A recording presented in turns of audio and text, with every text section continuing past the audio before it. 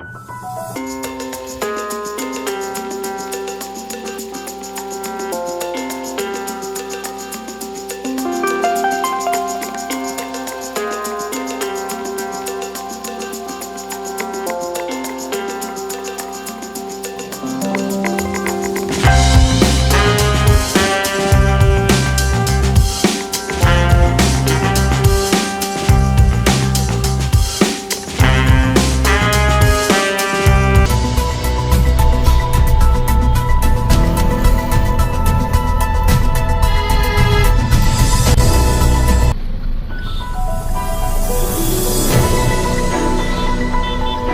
हिंद साथियों, मैं सुमित चौहान देवी अहिल्या उत्कृष्ट विद्यालय क्रमांक 1 की मीडिया टीम से और मेरे साथ है तुलजा बर्रे।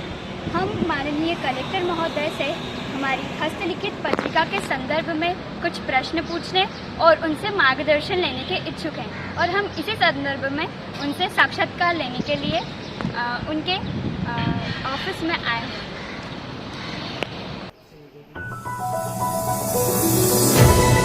मैं तुलजा बर्वे देवी अहिल्या उत्कृष्ट विद्यालय क्रमांक 1 खरगोन 12वीं बायोलॉजी की छात्रा हूँ।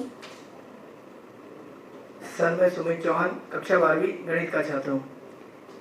सर, प्रतिमाह हमारे स्कूल में विद्यार्थियों के द्वारा एक हस्तलिखित पत्रिका का लेखन किया जाता है जिसमें अलग अलग जिले की हस्तियों का हम लोग मार्गदर्शन लेते हैं और उनका साक्षात्कार लेते हैं। सर, इसी संदर्भ में हम आपसे कुछ प्रश्न पूछना चाहेंगे, आपकी आज्ञा के अनुसार। बिल्कुल पूछिए। जी सर। सर, इस समय बारिश का मौसम है, आपके बचपन से जुड़ी कुछ मज़ेदार घटना जो आपको आज भी याद हो। बचपन से जुड़ी काफ़ी घटना है। जनरली गांव में हम लोग बरसात के दिनों में, मेरा गांव नदी के 2 नदियों से घिरा हुआ गांव था, तो बारिश में जब तेज़ पानी बरसता था तो कभी कभी नदियाँ बहुत उफान पे आती थीं। तो मुझे याद है कि कभी कभी नदियों में छोटे बच्चे होने के नाते हम लोग उसमें तैरना सीखे। अच्छा, सारे गांव के बच्चे सभी लोग नदियों में नहाते थे और तैरते थे। तेज़ बहाव होता था तो रुक जाते थे। तो मुझे लगता है कि आपने बारिश की बात की। बारिश में सबसे बड़ा मज़ा तो ये आता था कि पानी बरसते ही आजकल लोग छाता लेके छुपने लगते हैं। अभी भी मेरा मन बारिश होता तो मैं भीगने का मन करता है। हम लोग बचपन में बहुत भीगते थे। दिन भर बारिश होती तो दिन भर भीगते थे। कभी कभी स्कूल से लौट रहे हैं, 6 किलोमीटर दूर हमारा एक स्कूल था, तो उसमें पूरा भीगते भीगते आते थे। तो कभी कभी कपकपी भी आती थी उसमें। सर, जो गवर्नमेंट स्कूल्स हैं वो जुलाई माह में प्रारंभ होते हैं, तो मेरा ये क्वेश्चन है आपसे कि उन बच्चों के लिए आप कुछ टिप्स दीजिए जिससे वो अपनी पढ़ाई में और बेहतर प्रदर्शन कर सकें। बेसिकली मेरा ये मानना है कि पढ़ाई के लिए हर बच्चे को रीडिंग की अपेक्षा लर्निंग पर फोकस करने की आवश्यकता है। आज के समय में स्कूलों में मैं देखता हूँ बच्चे क्या है, नंबर की तरफ जाते हैं कि उनके नंबर कैसे ज़्यादा आएँ। मुझे लगता है कि हमको पढ़ाई की तरफ और लर्निंग की तरफ ऐसे जाना चाहिए कि मेरे को सब्जेक्ट में मेरी पकड़ क्या बढ़ रही है। होलिस्टिक अप्रोच में पढ़ाई करते हैं, किसी विषय के बारे में या किसी टॉपिक के बारे में डीप नॉलेज रखते हैं, तो फिर उससे अनंत प्रश्नों के उत्तर बन सकते हैं। मैं तो ये मानता हूँ कि सभी बच्चों को कोई भी पाठ पढ़ करके स्वयं पाठ पढ़े, उस चीज़ को विजुलाइज करे, समझे कि इस पूरे लेसन का सार क्या है। तो मुझे लगता है कि ये अप्रोच बहुत ज़रूरी है। और अभी युवा पीढ़ी में मुझे लगता है कि जो सिस्टम चल रहा है उसमें इम्पोर्टेंट चीज़ों को लेकर के पढ़ते हैं।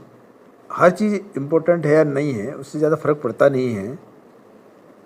हमारे सिलेबस के अलावा भी कहीं से ज़्यादा चीज़ मिलती है पढ़ने को, तो उसकी जानने की कोशिश करना चाहिए। कभी कभी सिलेबस में वो चीज़ छोटी लिखी हुई है, कम दी हुई है, तो उसके बारे में और ज़्यादा ज्ञान कहाँ से मिल सकता है, वो जानने की कोशिश भी करना चाहिए। जी सर, बारिश के दिनों में कई देश के राज्यों में आपदा आई है। अपने शहर में आप आपदा प्रशासन प्रबंधन कैसे करेगा? ये बच्चों को शायद इसकी जानकारी नहीं होगी। हमारा पूरा देश में आपदा प्रबंधन का एक पूरा सिस्टम बना हुआ है। पूरे देश में NDMA बना हुआ है, नेशनल मैनेजमेंट जो डिजास्टर मैनेजमेंट अथॉरिटी है वो देश भर में है, और SDM हमारे स्टेट में है, और ज़िले में भी हमारा सेम काम करता है। हमारे ज़िले में SDRF की टीम हमारे पास रहती है। हमारा पूरा एक आपदा प्रबंधन सिस्टम बना हुआ है।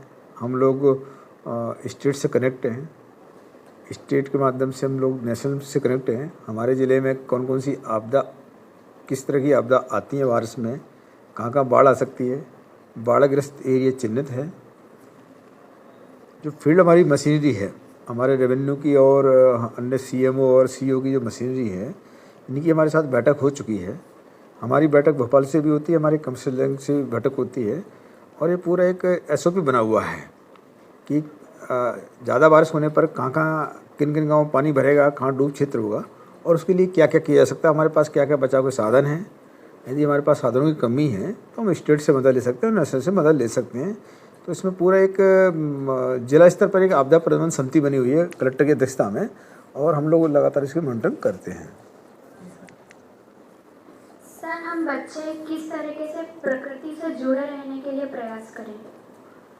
ये आपने बेटा बहुत ही अच्छा प्रश्न पूछा हुआ है कि ये नेचर जो है, प्रकृति,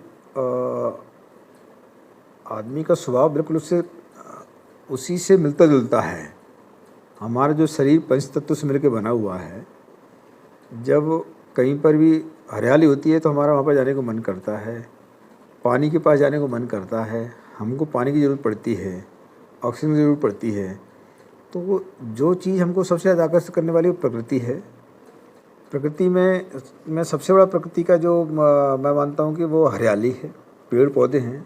जहाँ पेड़ पौधे वहाँ बारिश होती है, जहाँ बारिश है वहाँ पर जीवन भी है, जल ही जीवन है। तो उसके जुड़ने के लिए हमको अपनी दिनचर्या में ऐसा कुछ करना चाहिए कि एक तो हम लोग घर से सो के उठ के घर के कमरे में नहीं रहना चाहिए, घर से बाहर निकलो।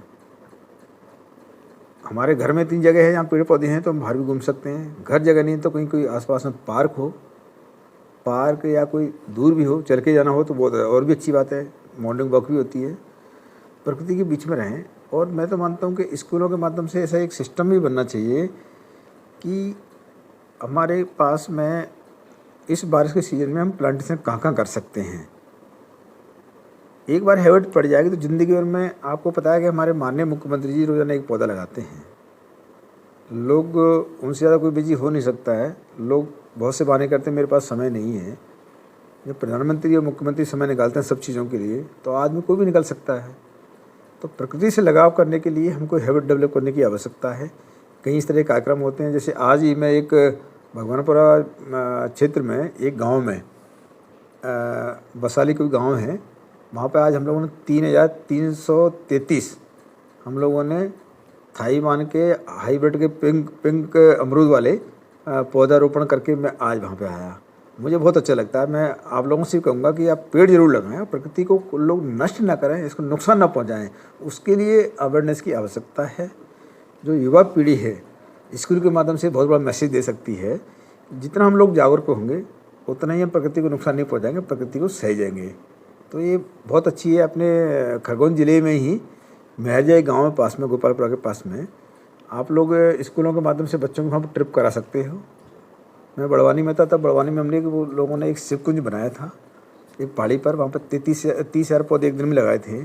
तो वो बड़वानी ज़िले का सारे स्कूल और कॉलेज के बच्चों के लिए वो भ्रमण स्थान बन गया है। वहाँ पर विभिन्न ट्रिप होती हैं, स्टडी करने आते हैं। हम लोगों ने वहाँ पर पौधों के नाम भी, जैसे बॉटनी और बायोलॉजी के जो बच्चे हैं, हिंदी इंग्लिश में पौधों के ढेर सारे नाम लिखे हैं, तो उसको पर्यावरणीय पाठशाला ही बोलते हैं। वहाँ पर ये प्रयोग हम यहाँ पर कर रहे हैं। महरजा जो है, महरजा में निधिवन के रूप में विकास हो रहा है, जिसमें 106 एकड़ ज़मीन में प्लांटेशन काफ़ी बड़ी संख्या में प्लांटेशन कर दिया गया है। अब उसको पर्यटन स्थल के लिए बनाने के लिए उसमें बहुत कुछ एक्टिविटी चल रही हैं। वहाँ पर अभी 15 अगस्त से हम लोग बोटिंग भी चालू करने वाले हैं।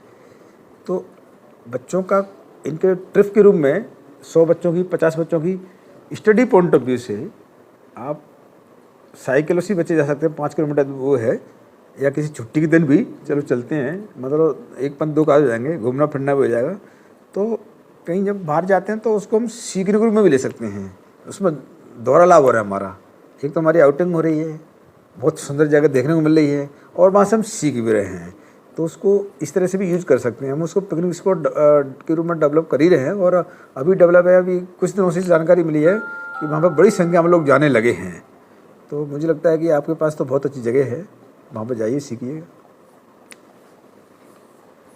सर, बारिश के मौसम में विद्यालय के प्रति बच्चों का आकर्षण किस प्रकार से बढ़ाया जा सकता है?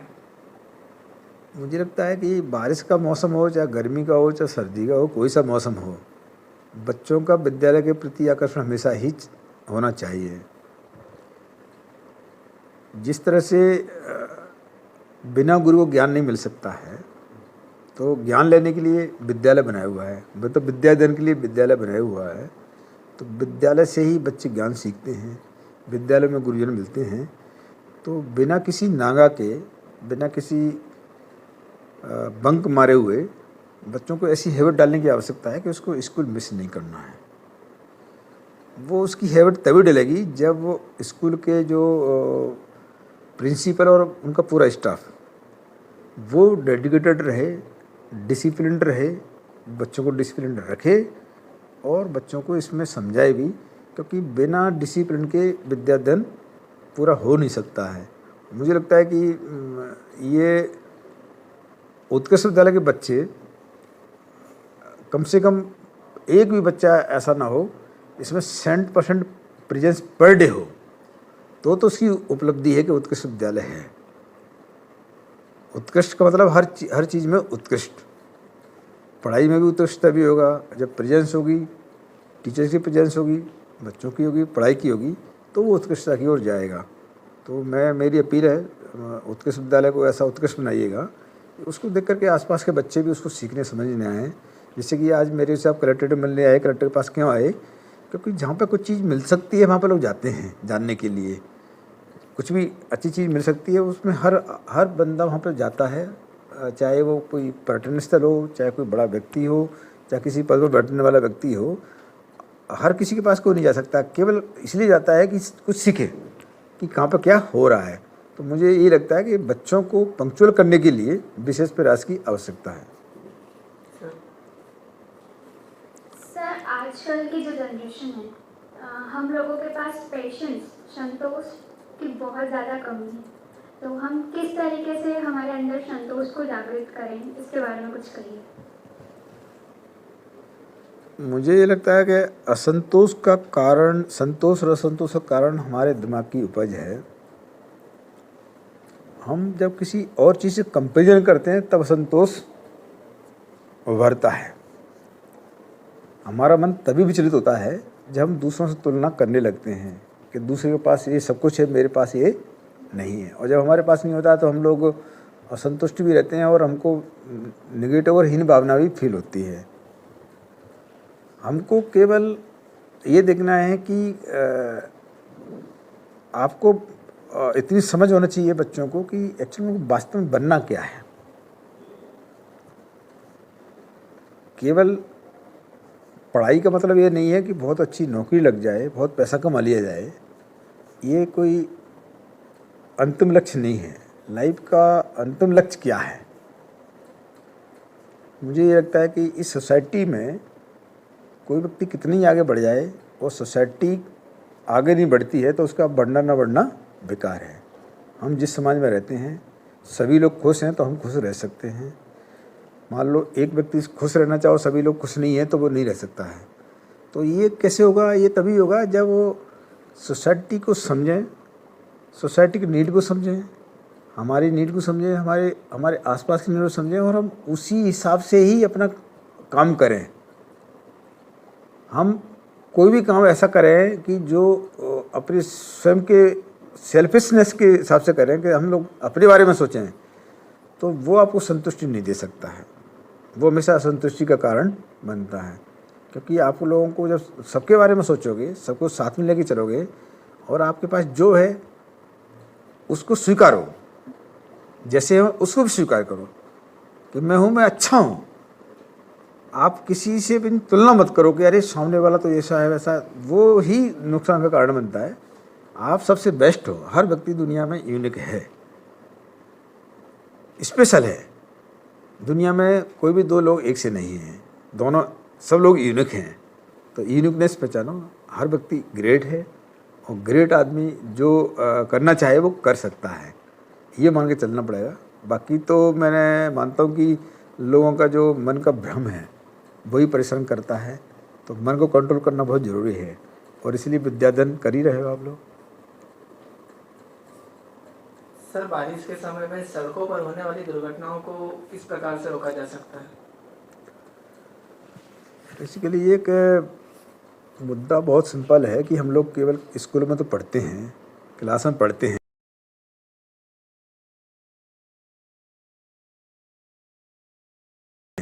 पर हम ज़िंदगी नहीं पढ़ पाते हैं। ज़िंदगी को पढ़ना बहुत ज़रूरी है। हम लोग एक सिस्टम से चलते हैं। हमारे समाज के नियम बने हुए हैं, सरकार के नियम बने हुए हैं, सबके नियमों से बने हुए हैं, सड़क पर चलने के भी नियम बने हुए हैं। तो मुझे लगता है कि जब हम पढ़ ही रहे हैं स्कूलों में, आपने मुद्दा बहुत अच्छा पूछा मेरे से कि जितने बच्चे स्कूल में पढ़ते हैं क्या वो सड़क के नियम का पालन करते हैं, और नहीं करते तो फिर आप पढ़ क्यों रहे हो? तो सबसे पहले शुरुआत कहाँ से करना चाहिए कि हमको अपने से शुरुआत करना चाहिए कि सड़क के नियम का पालन मैं करूँगा, और मैं खुद नहीं करूँगा, मैं लोगों को करने के लिए प्रेरित भी करूँगा। लोग साइकिल चलाते हैं तो लेफ्ट चलाएंगे, राइट चलाएंगे, कहीं घुस जाएंगे। बाइक चलाते हैं बिना हेलमेट के चलते हैं, तो ये तो फिर खतरा खुद उठा रहे हैं ना। तो इसका मतलब ये कहो कि ये कैसे रोकें, तो ये तो इसको कौन रोकेगा? हम ही रुकेंगे अवेयरनेस के थ्रू। तो हर चीज़ का आपने सड़क की बात की है, वो तो सब जगह ये नियम लागू होता है। सभी जगह सब तरह के नियमों का पालन करने के लिए हमको अप्लाई अपने से करना होगा। हम लोग पढ़ते अलग हैं पर मानते नहीं हैं, करते नहीं हैं। हमको शुरुआत वहाँ से करनी होगी। सर, आप अपने जीवन में अपना रोल मॉडल या अपना आदर्श किन्हें मानते हैं और क्यों? सच मैंने ऐसा कोई सोचा नहीं है, ना ही मैं ऐसा सोचता हूँ कि क्या है कि दुनिया में रोल मॉडल जैसी चीज़ मानने सी होती है। आप मानो तो हम लोग किसी को मान सकते हैं। मैं ये मानता हूँ कि जो हमारी धार्मिक एक आस्था जो रहती है, धार्मिक आस्था वो बड़ी हमको शक्ति देती है। तो हम लोग इंसानों की अपेक्षा में मानता हूँ कि चलो हनुमान जी की कृपा है, मैं उनको रोल मॉडल मानता हूँ, उनका आशीर्वाद मिलता रहता है तो हम काम में भी सफल होते हैं और हम लोगों के लिए काम भी कर पाते हैं। मेरी उनके प्रति आस्था रहती है। यदि आपने पूछा तो मैंने आपको बताया है, मेरे रोल मॉडल मान लो उनको। सर, कला और शिक्षा एक दूसरे के प्रति कैसे पूरक हो सकती है? बेसिकली हर चीज़ जो है उसको देखें तो कला और शिक्षा या शिक्षा और कला एक दूसरे पूरक ही हैं। कला भी एक शिक्षा है। आप किसी फील्ड में, किसी में कोई आप कला में आप निपुण होना चाहोगे तो वो भी एक एजुकेशन का पार्ट है, और एजुकेशन में सब चीज़ शामिल होती है। तो हर चीज़ हर किसी का पार्ट के रूप में ही रहती है, पूरक में ही रहती है, क्योंकि आप बिना शिक्षा के पूरी कला भी सीखने की स्थिति में नहीं आ सकते। मुझे लगता है कि दोनों पूरक ही है एक दूसरे के। बाकी मैं इसके डिटेल इसका मैं ज्ञान मेरे को इसमें नहीं देता है, पर मैं मानता हूँ कला और शिक्षा एक दूसरे को पूरक ही है। जी सर। सर, ये जो एरा है हमारा वो कंपटीशन का एरा है, तो हम किस तरीके से इस एरा में इजीली सर्वाइव कर सके, इसके लिए कुछ बताइए। मुझे ये लगता है कि आपका बिल्कुल कहना सही है कि कंपटीशन का है, लेकिन कंपटीशन किस चीज़ में है ये इसको हमको समझना बहुत ज़रूरी है। हम सभी लोग पढ़ लिख करके हम लोगों ने केवल सरकारी नौकरी की तरफ विचार किया है, और इसलिए कंपटीशन है। इस सच में एक समय था जब लोगों पे इतने साधन भी नहीं थे, सुख सुविधा भी नहीं थी, तब भी लोग बढ़िया सरवाइव कर रहे थे और वो दुखी भी नहीं होते थे। और आज की स्थिति में पैसा कमाना बहुत आसान भी है, उसके बाद वो दुखी हैं, रोज़गार नहीं मिलता है। तो इसका सीधा सा मतलब ये है कि चाहने से कुछ नहीं होगा, करने से होगा। लोग चाहते बहुत कुछ हैं पर करते नहीं हैं। तो इसलिए मेरे को लगता है कि हमको स्पेशली ये प्लान करना पड़ेगा कि यदि मैं कुछ चाहता हूँ तो उसके लिए मुझे करना क्या होगा, क्या मैं कर सकता हूँ। हम लोगों को बिना करे कोई चीज़ मिलने वाला नहीं है। तो कंपटीशन पहले से और अभी और आगे कंपटीशन हमेशा ही रहेगा। किसी फील्ड में आपको कंपटीशन की कमी नहीं होने वाली है, क्योंकि यदि आपको किसी पोस्ट पर जाना है तो पोस्ट लिमिटेड है। कोई 12th क्लास तो है नहीं कि सभी 90% ले आओ, 99% ले आओ, 100 ले आओ। ये केवल पढ़ाई में ऐसा हो सकता है, लेकिन ये किसी पोस्ट के लिए आसान नहीं है। पोस्ट लिमिटेड है तो वहाँ तो कंपटीशन है, लेकिन यदि हम अपना अपना फील्ड चूज़ कर लेते हैं गवर्नमेंट फील्ड के अलावा भी, तो मुझे लगता है वहाँ पर कोई कंपटीशन नहीं है। वहाँ पर अनंत स्कोप है।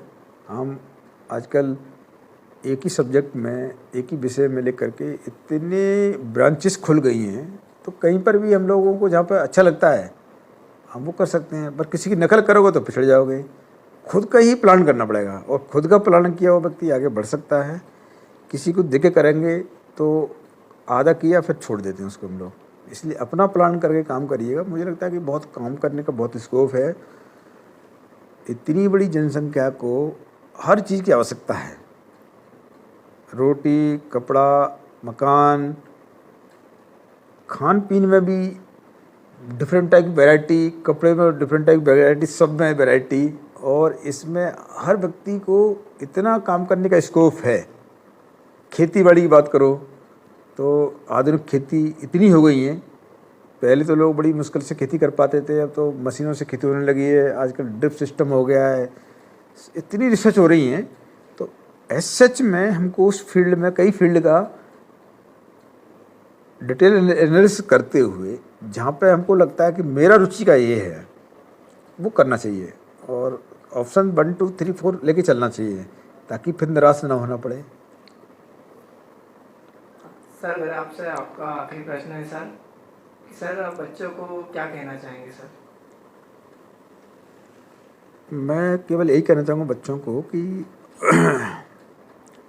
बच्चे एक तो संस्कारी बने, अनुशासित बने और अपने मन पर नियंत्रण रखें, उसको भटकने न दें।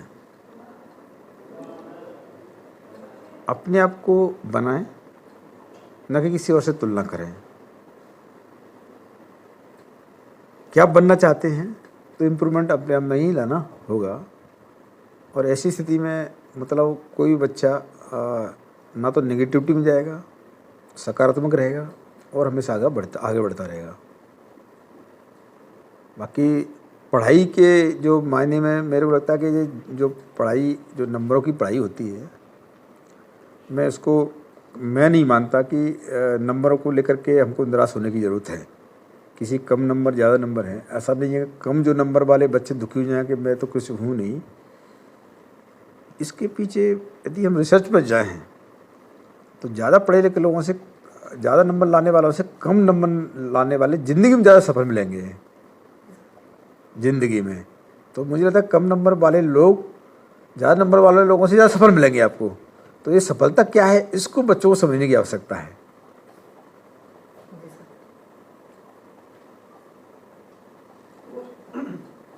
कुछ पूछना है आपको?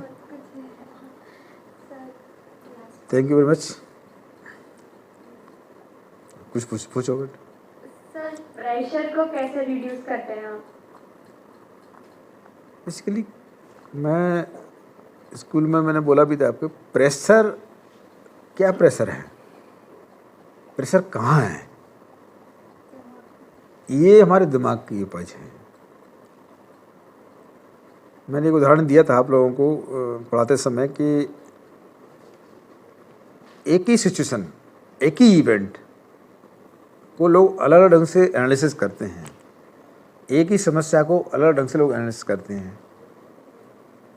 तो कोई घटना हुई तो कोई उस घटना को बहुत बड़ी मानता है, कोई इसको बीच की मानता है, कोई इसको मानते ही नहीं है। जैसे बारिश होती है तो बारिश में बारिश को देख करके, तेज़ बारिश होती है या कम बार ज़्यादा बारिश होती है तो ढेर सारे लोग छाता लेके छाता निकालने लगते हैं, कोई अपने घर में घुसने लगता है, कुछ लोग बारिश को एंजॉय करने के लिए घर से बाहर जाकर भीगने लगते हैं। तो ये चीज़ वही है, कुछ लोग उससे दुखी होते हैं और कोई लोग उससे खुश होते हैं। तो हमको हर परिस्थिति को हमको उसको खुशियों में तब्दील करना है, तो टेंशन तो है नहीं। जो चीज़ मेरे हाथ में नहीं है उसके लिए टेंशन क्या पालना, जो चीज़ मेरे हाथ में है उसको हैंडल करना है बस। भाई जैसे कि आपको मान लो कोई जाम में फंसे हो और आपकी फ्लाइट छूट रही है या ट्रेन छूट रही है, अब आप टेंशन पालोगे तो क्या उससे कुछ मिलने वाला है? या गाड़ी में से हॉर्न बजाते रहो तो क्या आप गाड़ी उड़ जाएगी ऊपर? गाड़ी भी नहीं उड़ सकती है, आप भी नहीं उड़ सकते हो।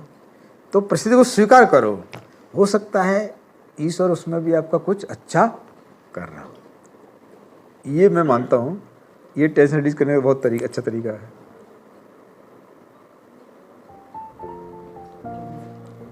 ठीक है सर, आपने अपना अमूल्य समय हमें दिया। चलो बहुत बढ़िया।